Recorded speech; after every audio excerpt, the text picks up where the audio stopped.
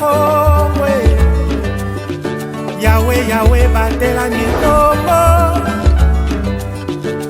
Yahweh Yahweh benisa mikongwe Yahweh Yahweh batela mikongo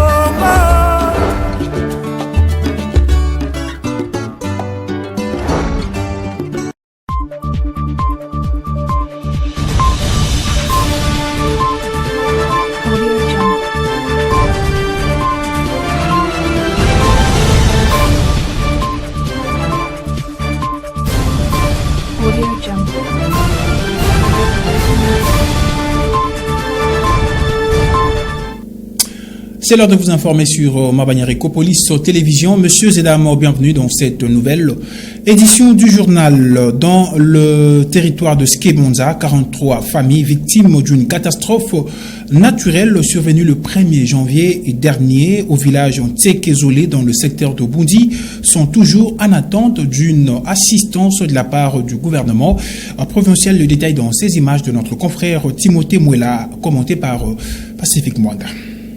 Elles sont au total 43 familles victimes d'une catastrophe naturelle. Le 1er janvier 2025 a laissé des traces indélébiles au village Tsekezolé, dans les groupements Mongodolo, secteur de Dumbi, dans les territoires de Sekebanza au Congo central. Un vent violent a secoué ces villages, causant ainsi l'écroulement de plusieurs maisons d'habitation et quelques écoles, des toitures emportées et plusieurs autres dégâts matériels. Ne sachant pas à quel sens c'est voué, les sinistrés de cette catastrophe naturelle ont profité de la présence de l'autorité locale, la chef des secteurs Bundi, Charlotte Binda Dodo, qui est descendue sur place près de 5 mois après les drames. Je suis compté parmi les victimes. Ma maison s'est écroulée.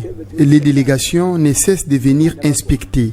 Mais jusqu'ici, nous n'avons encore reçu aucune assistance depuis qu'ils sont partis.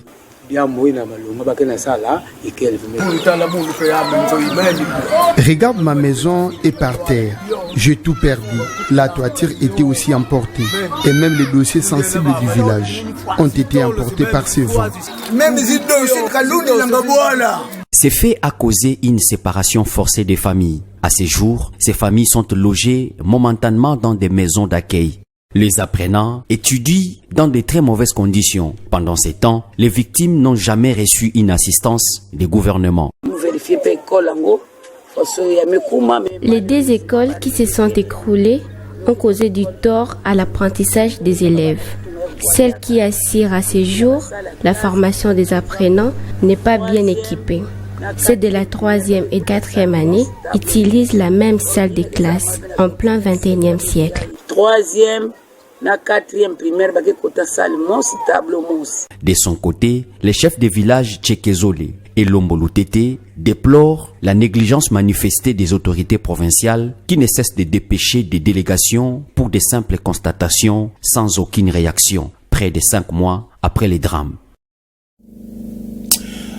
La route nationale numéro 1 dans son tronçon comprise entre la ville-province de Kinshasa et la ville de Matadi ne cesse de faire couler le sang des Congolais. Le lundi 28 et mardi 29 avril 2025, 2 accidents se sont déroulés sur cet axe routier. Le détail dans ces commentaires de notre stagiaire Mervedi Bangana. Le Congo central a connu des accidents mortels à l'espace de 48 heures. Le lundi 28 avril 2025, un accident de circulation est survenu à Kisonga, dans les territoires de Songololo. Ce drame a coûté la vie à 2 personnes et plusieurs blessés graves transférés à l'hôpital Ime Kimpese. Les victimes revenaient de Luozi pour accompagner le gouverneur de province dans le cadre de sa mission officielle dans cette partie du Congo central. Un jour plus tard, soit ce mardi 29 avril, un autre accident tragique s'est produit à la hauteur de Boko, près de Mbanzangungu. Un véhicule de gros tonnage transportant de barres de fer a perdu le contrôle sur la chaussée. 2 morts et 2 blessés graves, c'est le bilan ici de cet événement dramatique. Face à cette série noire, la population de ce coin, qui a signé l'anonymat, a exprimé une inquiétude. Elle dénonce le manque de contrôle technique et l'insuffisance de mesures de sécurité routière dans la province. Ces accidents rappellent l'urgence d'agir pour éviter d'autres pertes en vies humaines, a-t-elle conclu.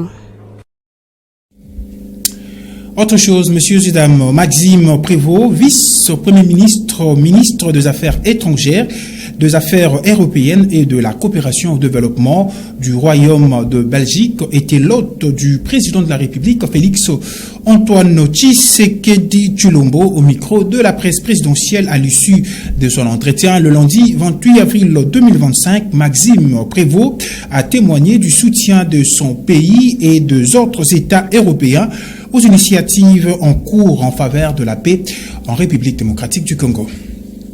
Les conflits qui se déroulent à l'est du Congo sont aujourd'hui particulièrement meurtriers.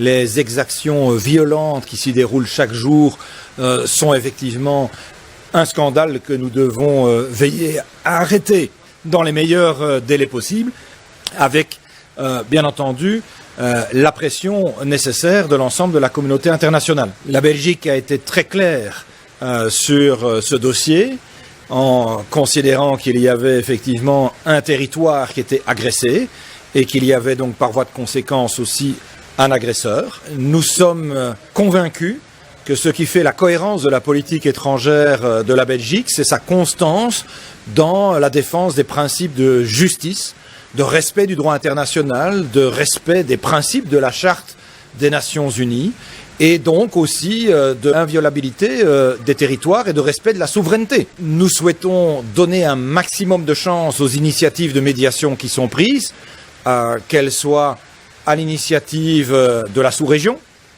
avec, on le sait, le processus de Luanda, de Nairobi, l'Union africaine, mais aussi plus récemment les initiatives depuis Doha. Devant un parterre de chercheurs et des personnalités issues du monde économique, politique, diplomatique et académique, le porte-parole du gouvernement, Patrick Muyaya Katembwe a présenté la situation sécuritaire sur le terrain ainsi que l'évolution récente au niveau diplomatique. Ces assises se sont déroulées le lundi 28 avril 2025 à l'Institut français de relations internationales. Nous vous proposons de suivre l'extrait du compte-rendu du ministre Patrick Muyaya Katembwe.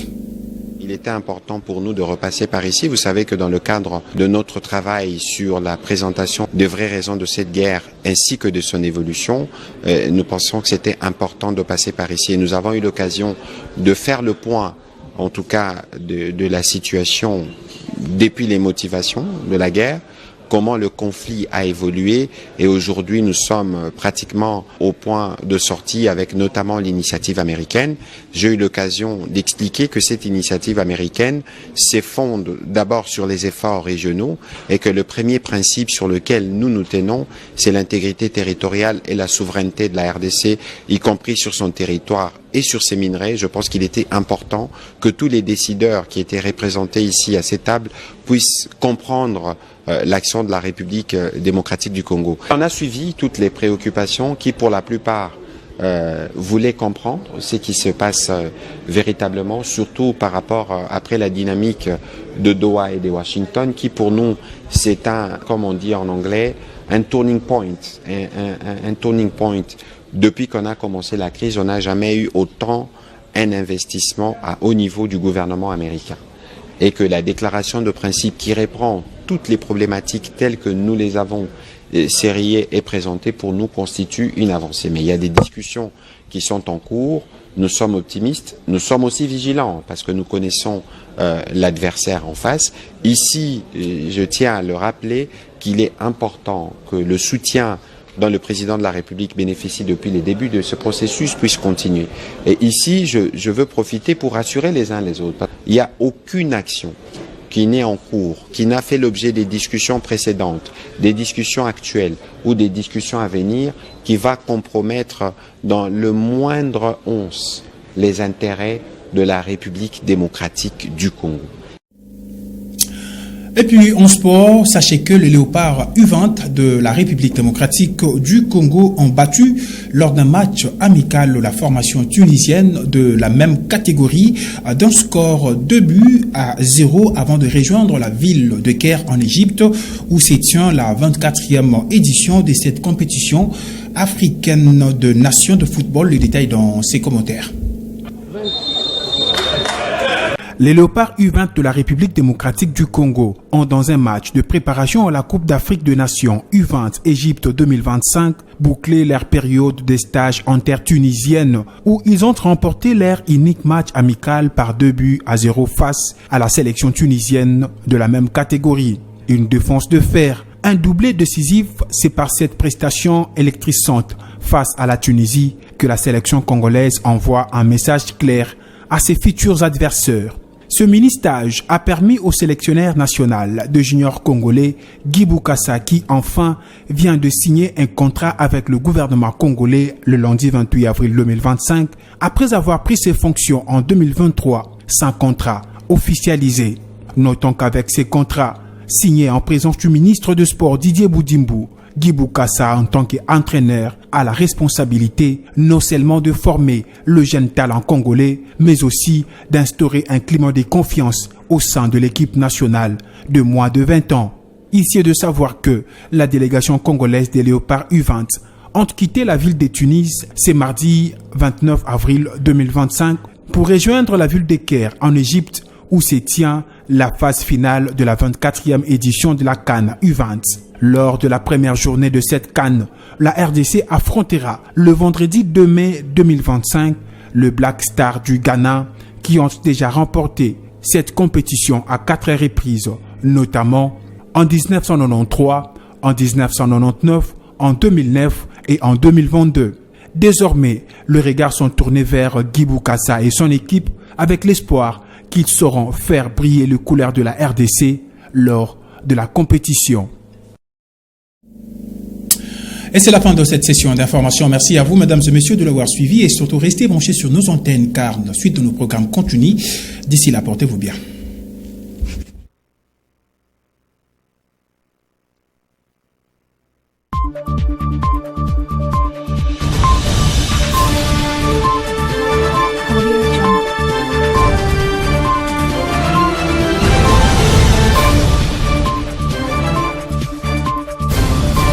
Audio Jungle.